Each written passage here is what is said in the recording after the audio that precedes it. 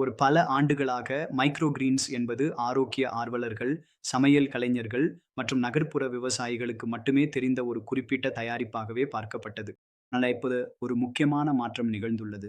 தமிழ்நாடு அரசு தனது வேளாண் பட்ஜெட்டின் ஒரு பகுதியாக தமிழ்நாடு மைக்ரோ கிரீன்ஸ் திட்டத்தை அறிவித்துள்ளது. இந்த முயற்சியின் கீழ் சென்னை, கோயம்புத்தூர் மற்றும் திருச்சிராப்பள்ளி முழுவதும் 20,000 மைக்ரோ கிரீன்ஸ் வளர்ப்பு கருவிகள் விநியோகிக்கப்படும். ஒவ்வொரு கருவியிலும் விதைகள், நாற்று தட்டுகள், கோகோபீட் கட்டிகள், ஒரு கை தெளிப்பான் மற்றும் வளர்ப்பு வழிமுறைகள் இருக்கும்.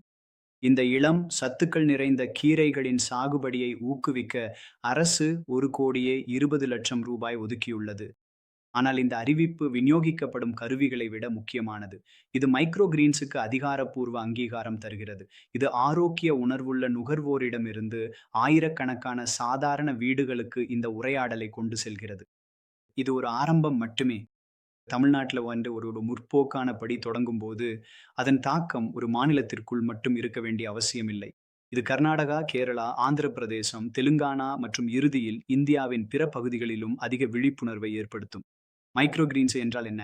அவற்றை எவ்வளவு எளிதாக வளர்க்கலாம் மற்றும் அவை எவ்வாறு சிறந்த வீட்டு ஊட்டச்சத்தை ஆதரிக்கும் என்பதை இப்போது அதிகமான மக்கள் அறிந்து கொள்வார்கள். மைக்ரோ கிரீன்ஸ் விவசாயிகள், பயிற்சியாளர்கள் மற்றும் தொழில் முனைவோருக்கு இது கொண்டாடுவதற்கு மட்டும் உரிய நேரமல்ல. இது பொறுப்புடன் கல்வி கற்பிக்கவும், தரத்தை மேம்படுத்தவும் மற்றும் வரவிருக்கும் வளர்ந்து வரும் விழிப்புணர்விற்கு தயாராகவும் வேண்டிய நேரம். தென்னிந்தியாவில் ஒரு சிறிய விதை நடப்பட்டுள்ளது. இப்போது இந்த இயக்கம் நாடு முழுவதும் வளர உதவுவோம்.